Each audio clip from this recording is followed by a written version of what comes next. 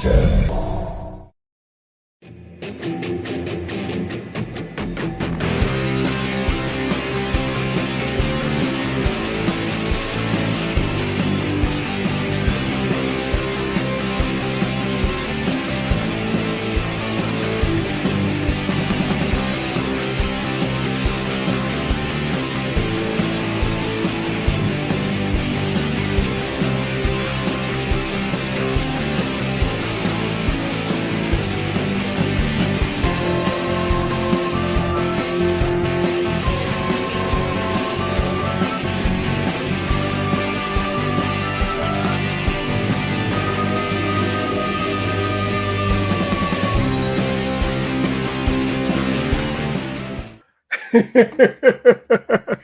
Bells and bells. What's going on, everybody? Your boy Man up here with my tag team partner Joey. Cedric's not able to join us right now at the moment. Whoa, we got a treat for you guys. I'm gonna go ahead and let Joey talk this up. 'Cause man, oh man, y'all gonna want to sit back, get y'all some popcorn, and get ready. Go ahead and introduce our guest today, Joey. Man, I'm trying to tell you, like I'm excited too because I see a lot of people tuning in real quick here. That's really excellent news. Well, we got a great show, and we do a lot of top tens on here. We do a lot of different things, but tonight is special. I'm a member of the Wrestling Memorabilia Club group on Facebook, and I'm not a huge collector myself, but I gotta say I enjoy watching all the collections. And one man's collection has really caught my eye over there over the many months and stuff. I always enjoy looking forward to his post. And he's got a YouTube channel himself with a lot of cool information. And if you guys have seen the advertisement, you already know it's Tom's Wrestling Collection. And we are excited to have him on here tonight. There he is right there with his son. We got him backstage right here at Bells and Belts. This is going to be a really fun show. We're going to see a lot of him. Impressive collectible. If you're into wrestling collectibles, you're in the right place tonight. You're not going to find something better than this. So I'm ready. Woo-wee. So let's go ahead and bring on our guest of the week. Woo, there you go right there. There you go right there. What's up, guys? I'll turn up my own volume a little bit here because me though. I got it. Hey, what's happening, guys? Oh, man. How you feeling today, Mr. Tom? Good. I'm excited to be here, guys. Thank you so much for inviting me on. I've never done a show like this before. I appreciate it. No problem. We're glad to have you. Glad to have you. All right. So, you communicate a little bit more with Joey, so I'm going to let Joey go ahead and take the lead on this one here. Sure. Oh, no, I already said it. Like, I'm just excited when he posts and everything and post videos, he'll link into his YouTube and everything like that, which I'm sure we'll get into his YouTube channel as well. But I'm in awe just sitting back in that Wrestling Memorabilia Club group and just seeing all the different thing. And as you can see behind him is a lot of awesome figures, one on the table there. So that's I know Man Up is started collecting figures. So this is something a lot of people are into, and that makes me excited too, because it takes a lot of dedication, a lot of patience to find the stuff you want to do. So I'm excited about all that stuff and excited for everybody to get to see it too, because we talk a lot about belts. That's great, but there's a whole lot more to collecting wrestling memorabilia than just championship belts. That's just one tiny little pocket of wrestling collectibles. And so I guess definitely we're going to start off with a few questions for you. Like, when did you first start watching wrestling? I'm kind of asking you to age yourself and kind of tell us what year about that was. Yeah, so I'm probably going back to my very first memories are probably like early 80s AWA, like 1983. Yeah. And like I was captivated by it instantly, but I was so young that I didn't know how to find it. You know what I mean? Like I didn't know that it was on at Saturday at 10 a.m. or whatever time it was on. It was just if my brother felt like putting it on and watching it, then I was lucky enough that my brother put it on to watch it. Yeah. But by about 1984, I was about 7, and that's when Hulkamania took off. And I knew exactly how to find, the Superstars or Wrestling Challenge every Saturday and Sunday morning, like 10 a.m. every week, like clockwork. I was glued to the TV. That sounds like all of us starts at a very young age and gets hooked. You know, just something about it. It hooks you in. Yeah, And, it really did. And no matter what, you are still a fan. Yeah, I mean, and I've been a lifelong fan ever since. You know, it probably about 10 years ago or so, I started to like lose a little interest. And it just, I mean, honestly, the product wasn't as good, at least I feel. But it probably towards the end of the pandemic, maybe about 3.5, 4 years ago, I was scrolling through my phone and I must, something popped up like an old match or something, like a 90s wrestling thing. And my son saw it and that caught his attention. And he's like, what is that? And it's been madness ever since. We went to a GLCW show in Cedarburg, Wisconsin. Scott Steiner was at it. Nice. He was cool as can be to my boy. And it just everything my kids saw. I mean, this is in a tiny bowling alley, but at that time, it might as well have been WrestleMania for him. He loved every second of it. Nice. You know, forget how great Scott Steiner is until you see him in person, even at his advanced stage now. Yeah. But him cutting a promo on the mic or something like that is still just amazing. Like Scott's always had the gift of gab and been able to do it. So.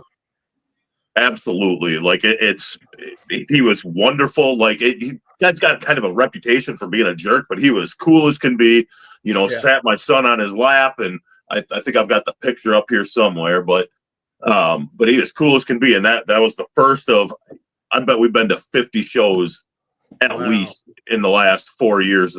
Since then, nice. We had Survivor Series last year, summer, WrestleMania this year. We're going to the Royal Rumble in Indianapolis in 2025. And then the goal is to hit SummerSlam, which I believe is in Minneapolis in 2026. And then so we'll hit the big four straight years. That's incredible. Okay. That is nice. Yeah. You make a good point too, because about kind of wrestling kind of losing its quality. But if you look at it, whether you're a big AEW fan or not, AEW coming into the fray and becoming a major player kind of pushed WWE to improve. 100%. I couldn't agree. That's what got me into wrestling again. Really, like me personally, as far as like watching it and not just being like, let's go to it, you know, me and my son just for something to do, was AEW. I started watching that and it was so much better at that time than what WWE was putting on. It was night and day, and now it's almost completely reversed. But it's like that was definitely what brought me back was AEW, CM Punk, everything going on over there, and then it all went to hell within a year. Yeah. Okay. But I still watch it. Themselves back in WWE, and that has taken off in its own right again. So yeah, but I mean, yeah, it pushed everybody. Even TNA's raised their game back up and stuff like that. It's pushed everybody in the wrestling business to, especially in the States, to work a little harder, plan a little harder, do what they got to do to survive. And we've seen, definitely, there's no doubt. You look at wrestling 10 years ago to now, there's no comparison. Like how far it's come back up and in terms of just popularity, I'm sure you look at the hard numbers on WWE, their popularity from 14 to 24 is huge difference. I can tell you with as much as I go to, the attendance numbers that I saw, they wouldn't have the upper bowl of the arenas in Milwaukee and Chicago open. And now these places are packed, packed, and tickets are like 3 times as much as they were when I started going again 4 years ago. Like, I mean, tickets are outrageous, but right now there's a show in Chicago. I got to work till too late tomorrow, but there's a show in Chicago for AEW tomorrow. I could get good tickets for $20 each. So, I mean, that tells you the difference in what's going on with those two companies right now. Absolutely. Okay. Yeah. Okay. Definitely. We're living in an interesting time too, because we got TNA working with WWE at least on the NXT level, where they're swapping talent, something WWE would never have done, especially prior to Vince McMahon exiting. We're definitely seeing the start of a new era, especially at WWE, when you put the potential of TNA talent showing up at a Royal Rumble and showing up on NXT, and WWE NXT talent getting to work TNA pay-per-views and shows and elevating the game there. Now you got the next in line development, and you got the WWE ID which is exciting. We were talking about earlier about some of these indie guys getting ID'd and getting ready to get the call up to NXT in the future and stuff. That changes the entire thing, because now when you go to an indie show, you could be looking at somebody who's literally about to get signed, and it's becoming more of a reality there, because for a minute there, WWE was really only on the hiring professional or college athletes and stuff like that. Now we're getting back to seeing some indie talents get back in the mix and stuff like that, and it makes the whole thing more exciting. I think when you do something like this too, you're getting people who want to be professional wrestlers rather than going in and being like, hey, do you want to be a wrestler?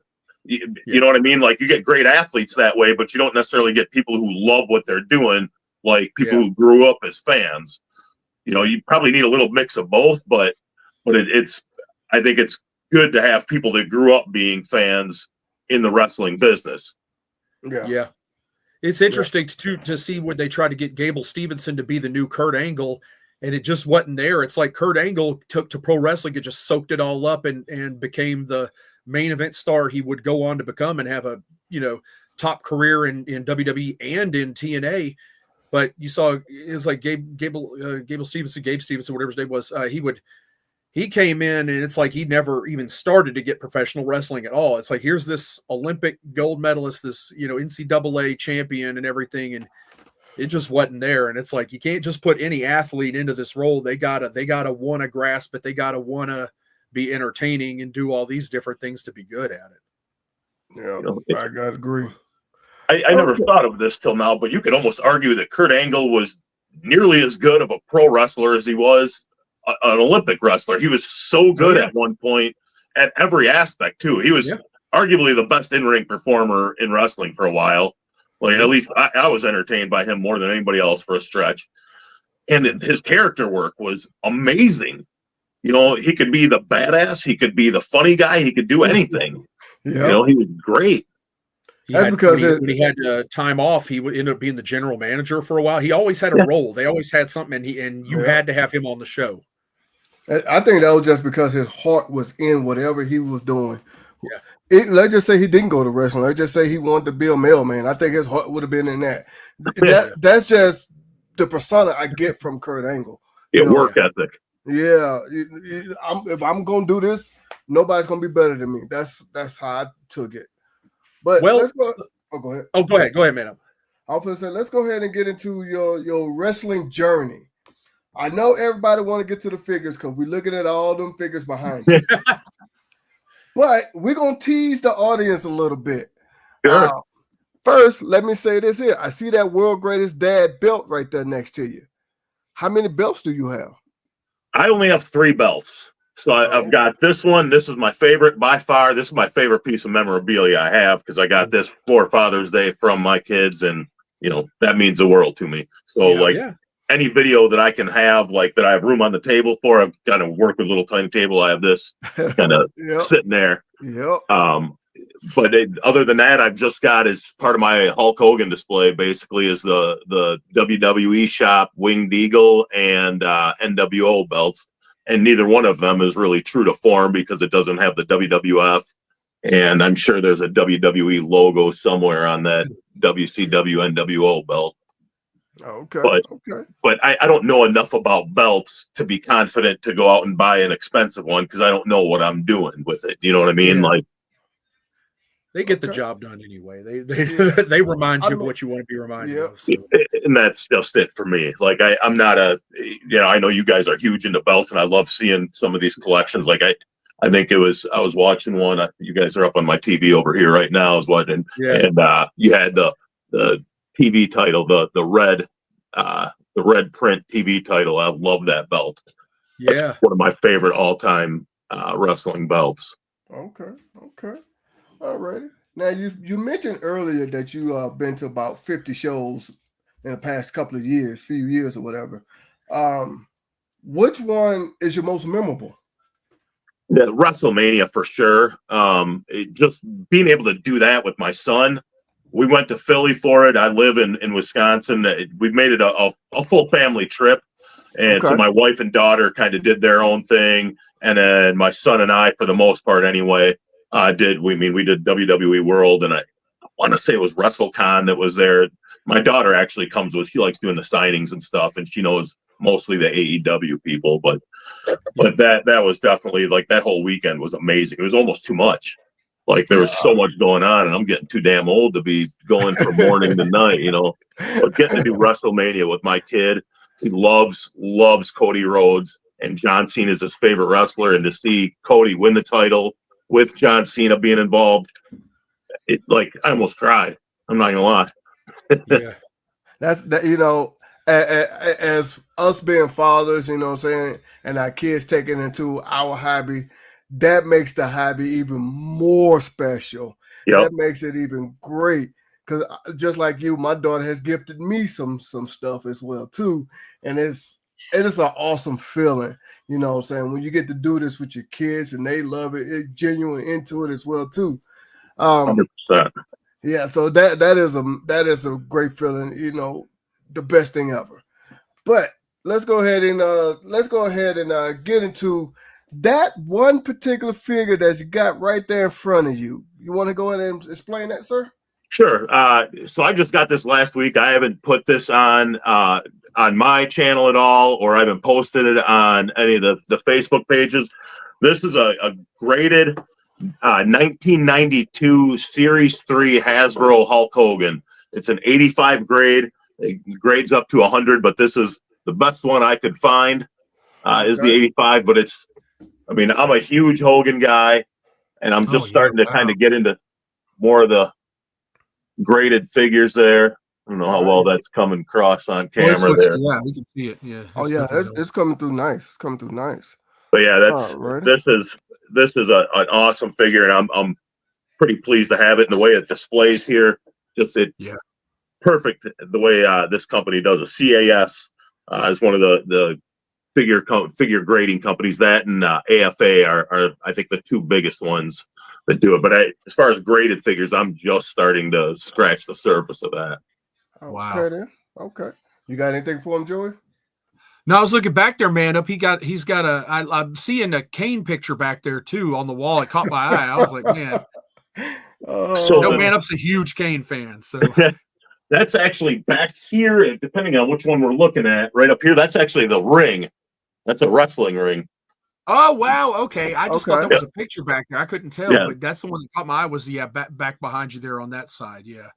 Yeah, so I've got right behind me through here. This is the Ultimate Edition WWE series, the ring, and there's a few different kinds of figures within the Ultimate Edition series, but I think I'm missing two out of it. So eventually I'll get there, but they're starting to re-release them, so I'm not sure if I need to collect both of those, or I guess I'll make up my mind as we go. But and I'm sure I'll give it and buy it.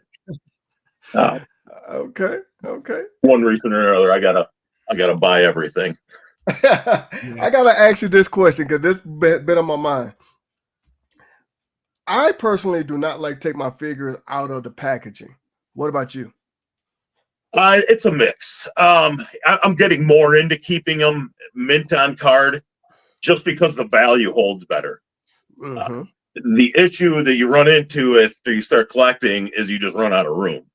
Like what I have behind me, I love it. It ain't gonna be able to last forever just because it eats up so much space. And really, once I put in the couple that I still have right now, I've already got to start turning them sideways again. So most people that have this large of a collection of these, like, bookcase them. So like every figure, you can only see like the face of each character, but it still displays nice. But I don't know how I feel about that, having a figure that you were burying anyway. So, now, you said you got that wrestling ring back there. Now, besides the figures, what other kind of memorabilia do you have? For example, like you said, you had a ring. Do you have, I don't know, like I've tried like a wrestler's mask or something, something like that. Yeah, I've got a couple of masks. I think I've got a Dragon Lee mask. I think is the only one that's a legitimate like wrestling mask. It's not a ring worn one. It was just licensed to him or something like that.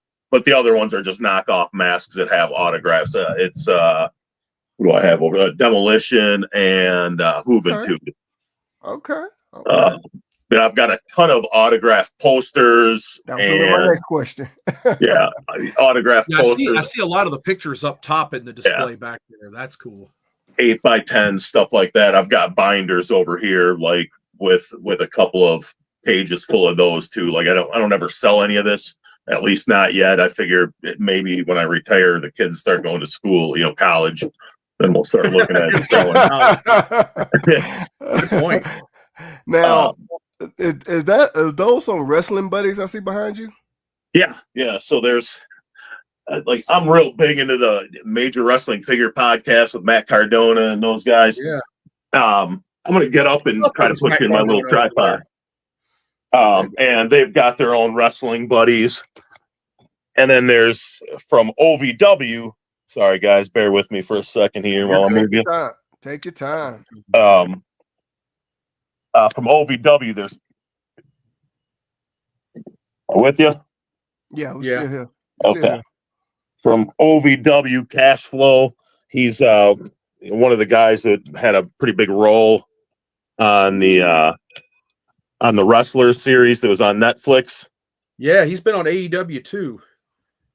Yeah, I know Cash Flow for sure. Former OVW heavyweight champion.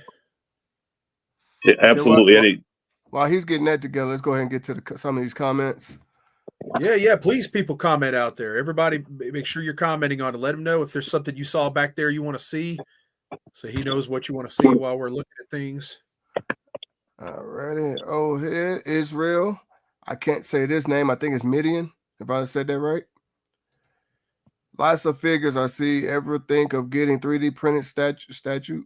Good question. Yeah, that's interesting. Wait, what was the question? Lots of figures I see. Ever think of getting 3D printed statue? No. Oh, I think we lost him. Uh-oh. Bear with us here for a minute. Hopefully he'll come right back. Yeah, sorry guys. It's all good. Like, I'm pretty illiterate apparently when it comes to this stuff. But well, we're all as far as the 3D printing stuff, it's nothing I've actually thought of really, but nothing I'm against either. Okay. Well, you see all kind of 3D printed stuff on Etsy. That makes me want to look there.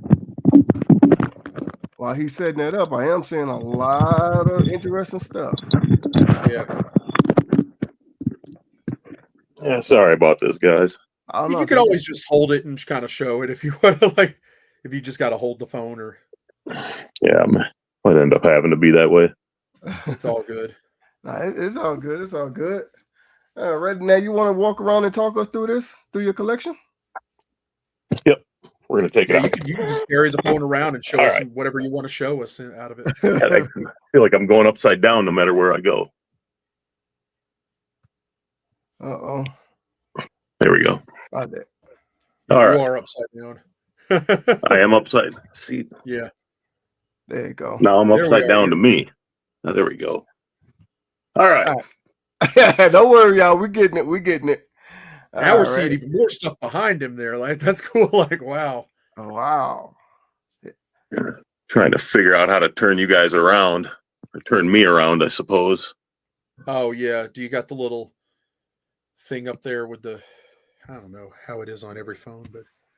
Yeah, I'm seeing that had a ring with Kane on the picture of it. You know, Joey spotted it first. Now he spotted it. I can't take my eyes off of it. I told you. Yeah. We'll go back here. I was waiting for you to bring it up. I didn't even know. Yeah, that's the first Ultimate Edition Kane ring we're seeing there. That's cool. Oh, wait a minute. Yeah, I got that figure right here. I see some old school figures up there. Are those the yeah, I see the Hart Foundation. Yeah. Yeah, so that the Coliseum collection they're doing to kind of almost like the old LJN line, like that's trying to copy that. Wow, it's cool. And I know the Matt Cardona's and the major figures have the big rubber guys coming out now too. They got a bunch of those things that are LJN like. Yeah, old school. I saw the Rock and Roll Express ones. I'm like, man, I might have to get those. Yeah, I've got those pre-ordered. Oh, you finna make Joey collection. I'm behind. I got to pre-order me some because that's going to be awesome. I see Sergeant Slaughter, $1 Million Man. I look like Bret Hart right there. Yes, the Hart Foundation. I think he's got Neidhart right next to him. Oh, okay. Oh, Yep. yeah. George Steele, Roddy Piper. I think I'm seeing. It looks like Ricky Steamboat. Joey, your eyes are better than mine. That look like Doink right there. Yeah, there's a Doink down here. Oh. Cannot figure out how to turn this around. They look like Jay Uso. Okay. Yeah, that's cool right there. If you can work with that, that'll help. That'll be okay. This will work for you guys. All right. Yeah. So I got to step away for just a second. I'll be right back, but go ahead. Don't wait. I'll be right back. All righty. Go ahead.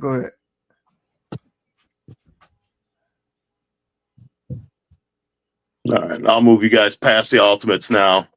We'll go into. He just brought up the big rubber guys. Yeah. So I've got quite a few of those. Not all of them at this point, but quite a few of them, along with some of the Super 7, or really all the Super 7 Brian Myers and Matt Cardona figures that have come out so far, and all of them autographed. Okay. You got me very intrigued now, because as Joey said, I started collecting some figures, and yeah, I don't have anything like this. Oh man! So I see one right there, autograph. You said that's Matt Cardona. Did I hear you right? Okay. Yep. What about the one right in the middle is Cardona, and then the others are Brian Myers and Matt Cardona, the top two there. Okay. On top of that, looked like a poster. If I saw that right. Oh yeah. So there's a turnbuckle on the right up here, and then the poster. It's Zack Ryder against Matt Cardona. Kind of like he kind of says now that Matt Cardona's or that Zack Ryder's dead, and he doesn't want to do that character anymore. So now he's the Deathmatch King and the Indie God. Gotcha. Wow. All right, go. That look like Macho Man up there. If I'm saying that right.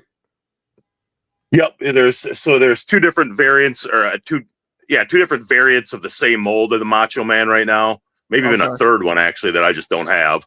And then there's I think there's a Macho King on the way. Oh, okay. And there's our tag team partner Cedric will love that. He's a huge Macho Man fan. Oh man. Yeah, they're beautiful. They're really nice. Okay. Go ahead. All right, go ahead and show us some more stuff. Israel said what you got so far is amazing. We're looking at Hogan collection here. Oh wow. Starts here. Try to get you guys. No need to ask him who his favorite wrestler is. No. We got a Sting buddy down there, but that's cool. Whoa. Although I like the sets, Hogan and Warrior, Hogan and Andre from WrestleMania. That's great. Look like I saw Hogan and Macho, if I saw that right. Yeah, there's a Hogan and Macho set I've got there. As far as the classics, the classic superstars line here, there isn't a Hogan Macho Man set on that, but there's, like he said, Hogan Warrior, Hogan Giant. Okay. Old school with Hogan and Freddie Blassie. Then I've got kind of mixed in with my Hogans or my LJNs. I'm gonna move around over here. Okay. I appreciate you for doing all this. I appreciate that. Yeah. Oh wow. Oh, those are all. There's the Macho Man, classic Macho Man there. Yeah, Hogan with the belt. He even got a mint. Well, that's smaller than a mini, but a mini NWO. Yeah, the mini NWO belt. Oh, he got us on TV over there, Joe. You saw that? Yeah. I'm looking at that WCW Hogan right there too. That's cool. Okay. Wow. Okay. I think if Nesha's watching, Nesha Hogan's her favorite. Oh wow, man. That's a nice collection. Nice, not just a collection, it's a nice setup as well. There's that winged eagle. There it is. That's cool. Wow, it got the posters. NWO belt. They got the belt. Even got a car right there, NWO car. Yeah, I'm sorry, my camera work ain't better here, guys. Oh no. It's good. You're good. You are good. Good. We catching it anyway. Seeing some stuff I ain't Wow. never seen before. For real. A Hogan and Hillbilly Jim set. Yeah. Yeah, that's my only tag team LJN set, but eventually I'll get some more of them. I like the Danhausen. That's great. Okay. Okay. All right, and then back over here, back behind me again, kind of my Road Warriors and Undertaker display up top here. Okay. Lead John over. Wait a minute. I'm liking that Bret Hart Stone. That look like Stone Cold poster Yes. over there. It's an Okay. AJ Moore print. I don't have that signed yet, but eventually I'd like to get it. But I Okay. was at WrestleMania 13 with a couple of buddies of mine, so I thought that was like really the only good match on that card. So I figured I want to You get got that. the Remco figures. I see the Remco figures there, the Ric Flair and the Road Warriors and the Freebirds. Oh wow. Yep. I had these as a little kid Larry too. Zbyszko So one too. yep, Larry Zbyszko. There's actually I can work it down here, figure out how to get you there. There you go. Oh wow! Flair and Zbyszko 2-pack. I had those when I was a kid. They were destroyed though.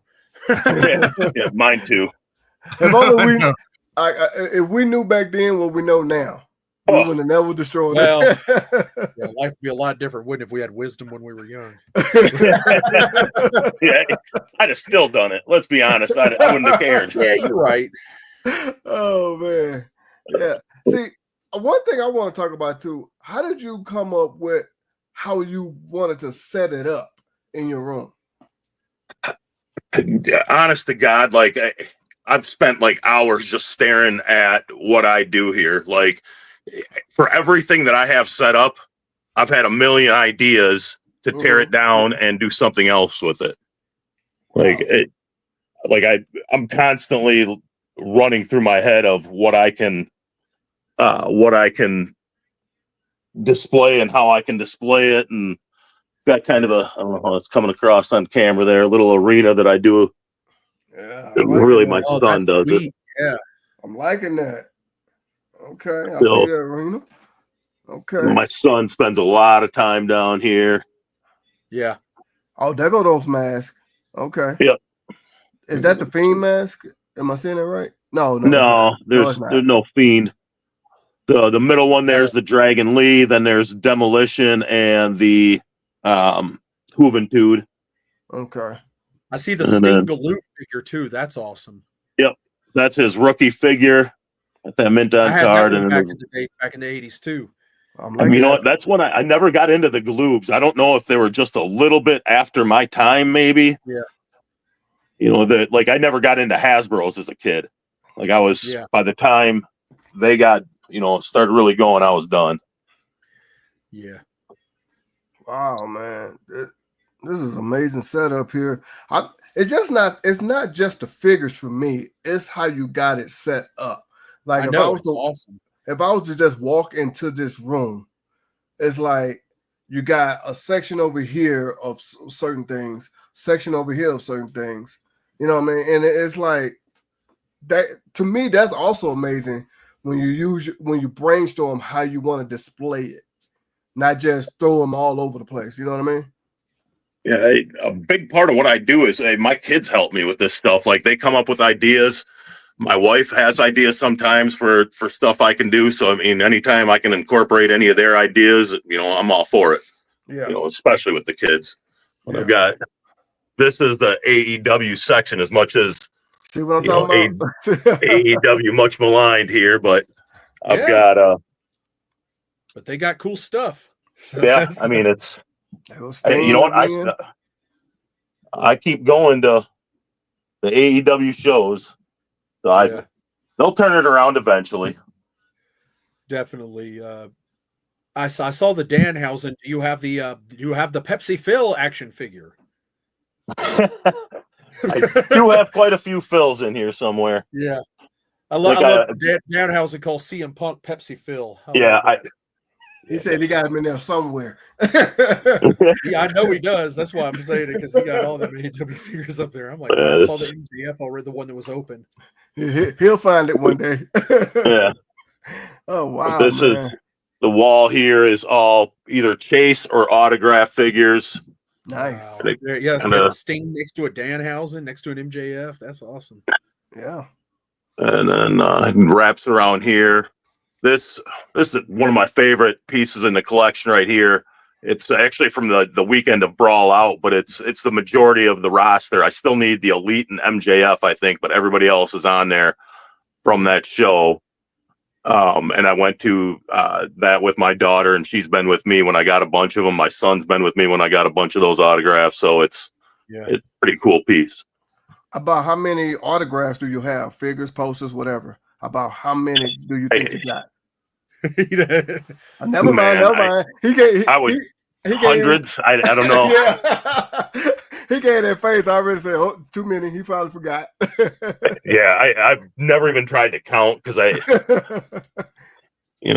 could probably ask my son. He'd have a better idea. And I'm not even joking. Like he knows my collection better than I do. I see that Undertaker urn over there. That was nice. All right, you know what? I'll bring it back to that. There's a little story with that. So I bought ticket to meet the Undertaker and get his autograph and stuff. And I wanted something different than just an 8x10. And I've got lifelong family friends that own a funeral service in town here. So I called them and I was like, hey, you got something that I, would be kind of cool? He's like, stop at my house. I'll have an urn for you. So I'm like, that's awesome. Sweet. And it looks just like the early ones that they used. Yeah. And so I'm in line waiting for the Undertaker. I never really looked at the thing. I opened it up. It's used. It is clearly used. And I was like, I text him. I'm like, is this thing used? He's like, absolutely not. I said, there's something in here. He's like, you get what you get, Tom. Probably even better that it's used. I think so. It kind of adds to the story. I know. It needs to look a little rough, not too perfect. So it makes it feel more like the rig used. Yeah. There's definitely somebody in there, though. I only wish Percy were here to sign it too, Paul Bearer, because I actually worked. I worked in pro wrestling for 10 years myself and got to work a lot of shows with Percy Pringle, Paul Bearer, and he was an awesome guy. He left us way too soon, and I know he would get a kick out of that and love to sign something like that. I wish Paul Bearer were still around. No, that guy. If he were, I would get him.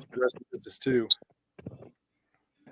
If he were still around, I would definitely get him, and I would get like Kane and Mankind on there too if he were still around. But yeah, wow, that was a nice view of your room. Now, I surely appreciate that. You can, and you might be able. You never know. What these Comic-Cons, you might catch Kane and Mankind at different times or something like that, because they still do those different. I know Mankind does a lot of without Paul Bearer. I don't know that I want to get it. You know what I mean? Yeah, I know. Man. I might just leave it Undertaker. Yeah. It's funny. I did we did an indie show in Jackson, Mississippi, and he's from that area. He's from Mobile, Alabama, and we did a show at this baseball stadium, and there was like there's probably 1,500 people there or something like that. It was a decent sized show.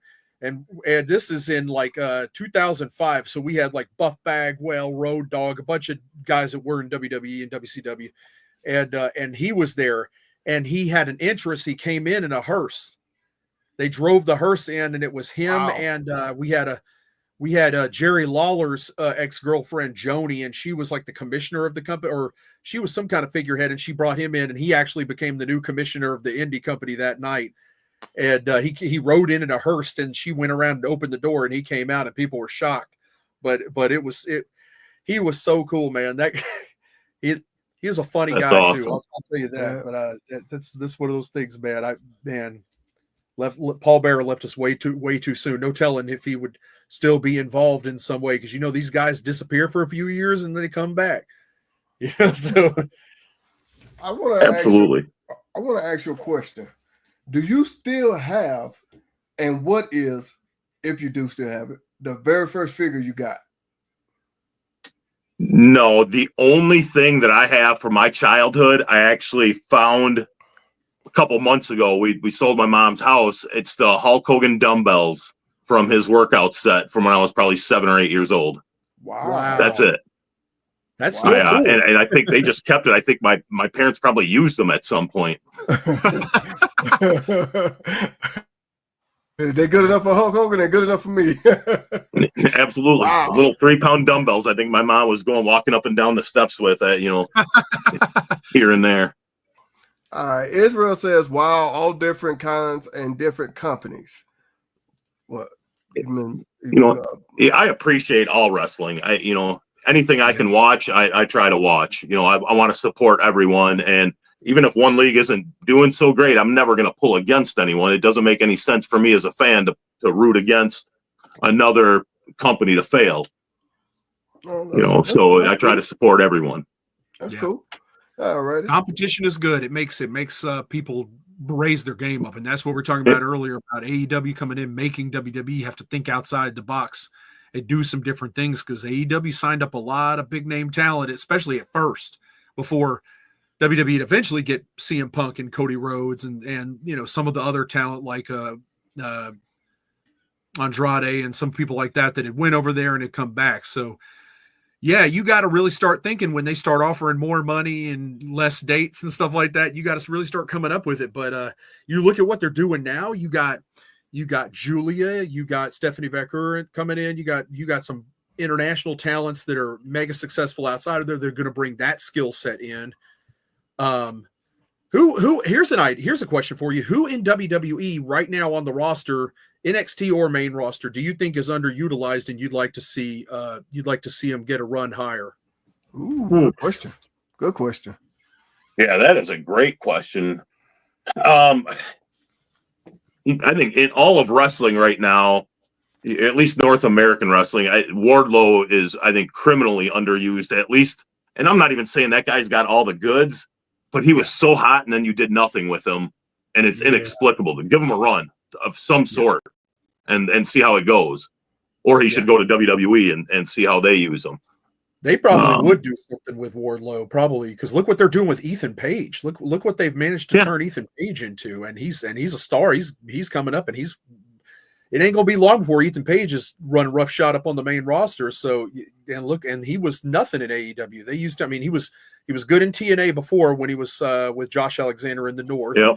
AEW hired him. It's like, why'd you hire him? You weren't going to do nothing with the guy. So Wardlow's in that same boat where they pushed him and pulled and pushed him. They can't ever seem to get him. But you're right. They had him hot at one point where the crowd was going nuts for him, and then they just dropped the ball with it, and then they put him in that stupid group with Adam Cole and Roderick Strong, and them went nowhere. They won't let that die. That feud is still going. Didn't hurt Adam Cole getting hurt again with that either. Kind of derailed that. But I'll tell you, for me, like, I never understood why they couldn't figure out WWE couldn't figure out what to do with Shinsuke Nakamura too, because it's like, what are you doing? Like this guy's been a star everywhere he's been, and you can't figure out how to figure him into the main event picture and utilize him better.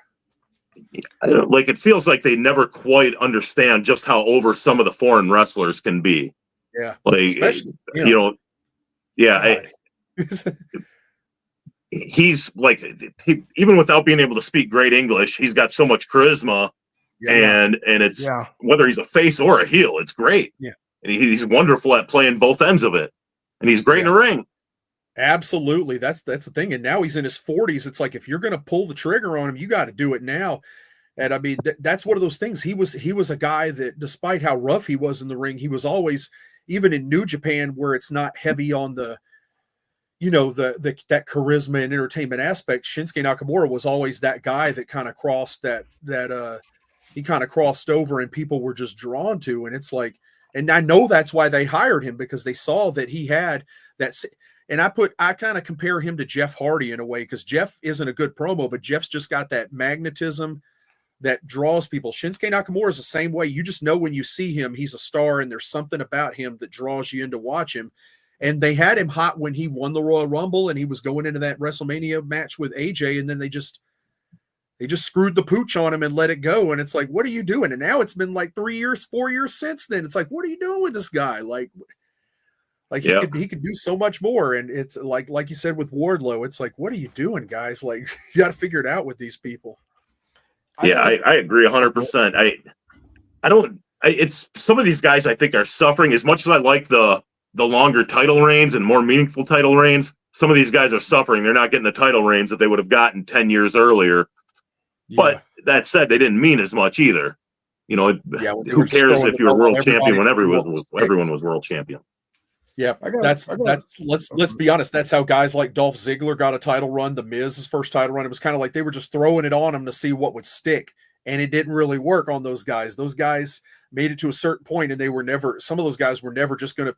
Because let's be honest, those guys were never going to be top guys in WWE. They just never crossed that line. But now they're so protective of it. And I know Man Up is saying that too in the background too, because he's been a critic of some of this stuff too. And it's like, now you got Gunther as the world champion on Raw, and what are you going back to? Damian Priest. And it's like, where are you going with this? Like, where do you know, it's like they kind of go back to the same things too much. It's like I agree. You got to bring other people up and do something with them. I've been saying how many times did we see Brock and Roman? Yeah, they just didn't have any other ideas. Yeah, I agree with that. I said that too many times. It's like, okay, don't get me wrong. I like Gunther. I like Damian Priest. I like their title runs, whatever, but come on now, let's mix it up. Let's, you know what I'm saying, keep people's interest, because I've said this before, even with the long title reign of Roman Reigns. I said, okay, opinionated if you think it's good or bad, his title run, whatever. But when you start to, if I can tell you what was going to happen before it happened, as a fan, I don't work for this company. I don't know what they finna grade to do, but I know it because you show it so many times. It's like, give me something else. Give me something else. I can sit here and tell you, okay, what's finna grade happen? They go, Roman and his opponent gonna put on a good match, or if you think it's good or not, whatever. His opponent gonna get the upper hand. Here come the Usos to interfere. Here comes Solo Sikoa. Maybe Paul Heyman, maybe not. Then after all that distraction, Roman Reigns gonna hit him with a spear and or Superman punch, and then he get to win. Right. It's like that's pretty much every match. There you go. See, that's what I'm saying. If I can call that, it's like, come on now. And then when they did switch the title to Cody, let's be real. The main story on SmackDown isn't Cody Rhodes. Nope. And that's the problem. It's like, if he's going to be the champion and you're not giving him the big opponents, and they haven't, he hasn't wrestled any of the big names. He's been wrestling. I mean, he wrestled AJ Styles, don't get me wrong, but AJ was so far removed from the world title picture by the time they did that. It's like, well, this doesn't seem as hot as it could be. You got Kevin Owens. He's so far removed from the title picture. It's not that exciting. Solo Sikoa is not ready. He's not a top guy yet. He just isn't. And that's the thing. The main storyline on SmackDown is still that bloodline storyline. And so it's like, great, you moved the title to somebody else, but you didn't make him the main fixture of the brand. You didn't make him the top guy on the brand, really. Roman still has been the top guy on that brand. And it's like, you got to figure something out soon and split these guys on different shows or something like that. So, because to do that with, or you got to figure something else out, because it's like, what's the point of this? If you're going to do Cody as the champion, you got to give him bigger opponents. And do this thing with him, instead of what do you give him, though? Kind of throwing a lot of the resources onto Raw, sending Randy Orton to work with Gunther, sending this person to work over here, Well, like you said, split people up, switch them on different brands, whatever. Trade, I don't know, the draft, I don't know, whatever they're going to do. But stuff like that. That draft thing's already gone to heck anyway, because they started everybody's just appearing on each other's shows again. It's it's just kind of, well, especially with the bloodline storyline, everybody's just go ahead. I'll give you another question too. Here's another side to it. Okay. What up and coming, maybe, or I guess up and coming star do you think that you see them kind of getting a push, and maybe you feel like you see it in them? You see them kind of coming up. I think he might be a little bit old, but LA Knight, I think, is over enough to get a run at some point. I love Dom. I love Dominic Mysterio. I'm not saying he's going to be world champion. Yeah. But he gets so much heat that I think he needs like a honky tonk man style run with one of the secondary titles. Yeah, that'd be a good spot for him. He's young. Don't rush him to the world title. Take your time with him. He's still a young man. Yep. You got plenty of meat left on that bone. Spend some time wrestling for the Intercontinental belt or something like that. Yeah, stay in that area for a few years and really like Yep. they're doing with Braun Breaker too. Spend some time down there. Don't rush them to the world title because once you put that on them, you either earmarking them, and if they don't stay on top, then they never gonna go back to the top. And it's like spend some time building them up. Yeah. Let him build, and don't turn him face either. Let the fans just hate this guy for as long as humanly possible until they start to like him, or he loses his heat. Either way. Yeah. But let it run its course. Like, don't jump the gun on him because people aren't going to want to cheer for this guy for a long time. Like, let's keep him heel for as long as possible. Yeah. Okay. I'll tell you, one guy I think AEW is getting right is Kyle Fletcher. I think that kid has a lot of talent too. The more they push him, he's changed his look. The win over Will Ospreay is huge. That's a big win for him to go over somebody like Will. So it's like, I think they may be onto something with that kid. Yeah, I agree. I think he's the best of their kind of newer pushed young talent. Yeah. Some of the guys like Julia Hart, I don't know that she's ready, and they keep kind of switching up her gimmick. Yeah. I don't even know why if the House of Black is staying together, I don't know why she needs to be away from them. Yeah. I kind of felt like they put the women's world title on Mariah May at the wrong time, because it's like Toni Storm could not have been hotter than she was. That run was hot, her being the women's world champion. That was great, man. I was enjoying the heck out of her, and it's like I just don't think Mariah May was ready at this point to be the world champion. No, I think Mariah May was perfect in her role for quite a while yet, being Tony's number 2. I think they were great. I think there was a lot left there, like a lot of story left to tell, and they pulled the trigger too fast. Maybe Tony wanted a break. I don't know. Yeah, maybe she needed to get it off of her for a little bit. So yeah, but Toni Storm's another one that I'm a fan of right now too. And I'm not a big AEW guy, but she's one person I'll tune in to watch because she's so good. Not just in the ring, but that character work and everything. Mm-hmm. It's like people need to really sit down and see how she gets this character over, because it's amazing. She's incredibly talented. On the flip side, I'm kind of bored with MJF. And I think it's just the crappy angle after crappy angle that he's been in. They turned him back heel, and that wasn't I don't think that was the right decision at the time, because he was so hot as a babyface. Yeah. I didn't even get it. Like, I had no idea why they would have done it. Like, it didn't make any sense to me at all that they did that. Yeah. They kind of pulled the trigger a little bit here and there, even with the face turn. And then once he was the most over face they had, easy. And then and granted, the crowd doesn't know what to do with him now. He was beat up. You could tell he was working hurt when he was the champion, and it's like you understood that he needed to walk away for a couple months and heal up and stuff like that. But then to come back and then turn heel, and then Adam Cole come back as a baby face to work with him, it's like, what was the point of this angle? Because you got Adam Cole heated up as the heel here, and then he got hurt and had to walk away, and then you turned the baby face heel, and it's like, I don't know what's going on anymore. Right. Yeah, and Adam Cole and those guys turned on the Young Bucks, I'm pretty sure, and then that went absolutely nowhere. The Young Bucks came back as heels. Like, nothing makes any sense over there right now, and I really think Tony Khan needs to give up the reins a little bit. Yeah, I agree. He's got incredibly talented people working for him. Look at all the minds he has between Dustin Rhodes, Billy Gunn, the Jerry Lynn. You name all these legends he's got working for him that can probably aid him in knowing what makes sense and what doesn't make sense. All these people he has, Dean Malenko there. He has an incredible wealth of knowledge in that department. And Sting. You just don't see it. And it's very strange. Yeah. What do you, I'm going to ask you another question. What do you think about Joe Hendry? I like him. I don't know if this angle can lead him all the way to the top. I don't know. It gets him to be WWF champion, but I mean, he's certainly over as can be. He's entertaining. People are expecting him to pop in the Royal Rumble at the top of the year too. They're thinking that's going to happen, and I think he's going to be one guy that they're not going to be sure how people are going to react, but he's going to get a monster pop. Like if he 100%.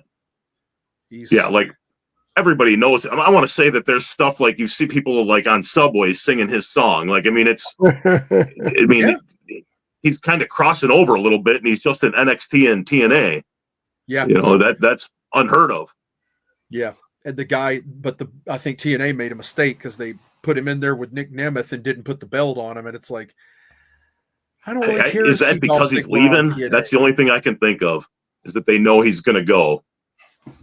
Yeah, but he's still. I think he's got a lot of time left there. That's the thing, man. It's like you got to pull the trigger when the guy's hot, and that would have helped TNA in the long run to put the belt on him and for him to appear on WWE programming, the TNA World Champion. Now, at that point, don't have him lose matches. Like when he's got the world title on him. That's one thing I did not like about Jordynne Grace wrestling Roxanne Perez. It's like, why are you going to send your women's world champion to go lose to somebody on another company? It's like, if you're going to have anything, have a schmoz, have a blowout or something like that, and it would have been just fine. But it's like, I didn't think that was a good look to have your champion go and lose to anybody, let alone the champion of another company. It's still like, it still makes one come out looking way better than the other one, even though there was funny business in it. It's like, I agree. Why not have Jordynne go over somebody else on the roster and let Roxanne go over whoever on the TNA roster? Do a tag match on the other side, so that way they don't lose a one-on-one match. You don't hurt your champion. You don't make them look bad or whatever. Have them do that. And now Jordynne lost her the TNA belt, so now she's going to appear on there more. And it's okay now. It's okay for her to put people over now. She's not the champion. It's like back in the day when Ric Flair was the world heavyweight champion. He didn't put people over when he was on top, when he was the champion. But if he lost the title, he would put people over. He would do business, and then until he got the title back, he would make other people look good. I remember watching WCW back in the day and him losing to Scott Steiner when Steiner was still one half of the Steiner brothers. Not Big Papa Pump, but losing a match to him then. And it's like he knew it was time to, when you're not the champion, that's time to build people up and see what sticks and stuff like that. But when you're the champion, it's like, you got to stay strong. You got to look strong, you got to, and that's one thing too. And this is an unpopular opinion. Man Up doesn't agree with me, but I want to get your shot on this. What did you think about having the WWE champion wrestle the world champion on a show and having one win? Now, before you answer, I'm gonna give the reason for me not agreeing with Joey, but go ahead. I don't like it. Personally, I think you made one of your champions look weak, and it looks like now you have one world champion. And thank you. That's exactly my thoughts.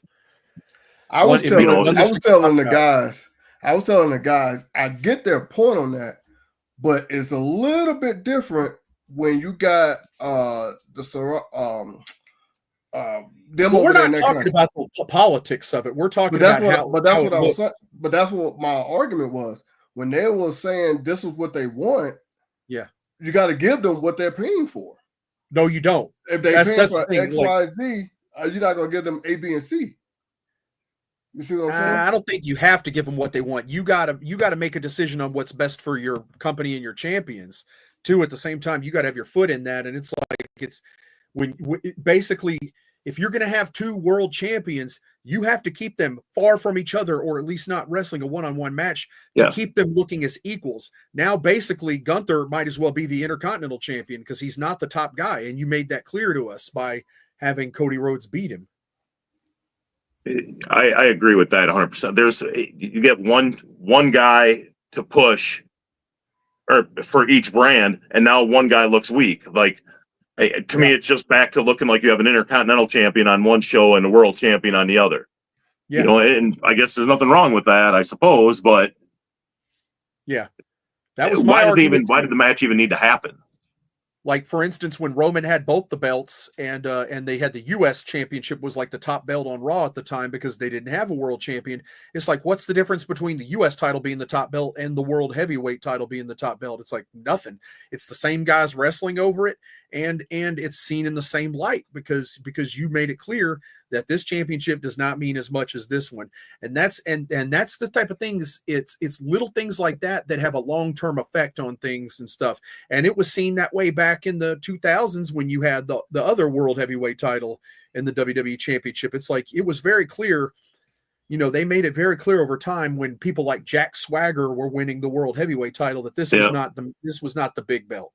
This was not the same because he wasn't the top guy, but you had John Cena over here as a WWE champion. It's like, okay, it's very clear we got a J-Brone on here as the champion and a top guy, so Like, I agree with Alrighty. that.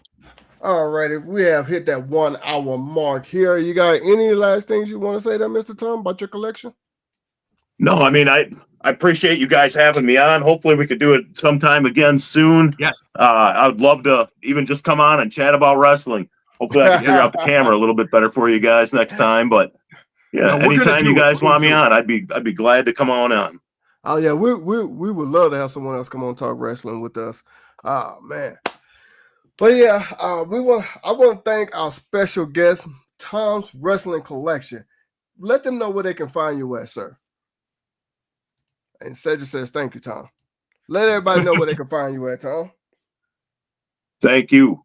Hey, you can find me on Tom's Wrestling Collection on Facebook or Tom's Wrestling Collection on YouTube. Either way. Alrighty.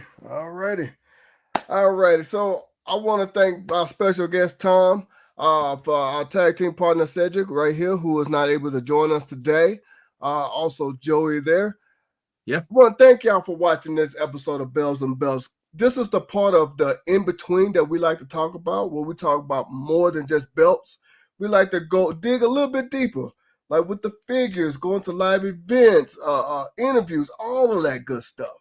So if y'all want to see more of this, make sure y'all subscribe to us here on Bells and Belts on YouTube, on Facebook again, because we have 2 Facebook channels, and on Twitch. Also, too, on Instagram, so let's not forget that as well. We're all over the place. We're giving it to you worldwide. So with that being said, for my tag team partner, Joey, myself, Man Up, and our special guest, Tom there, I want to say thank y'all for joining us. And y'all make sure y'all have yourself a great, great Thanksgiving.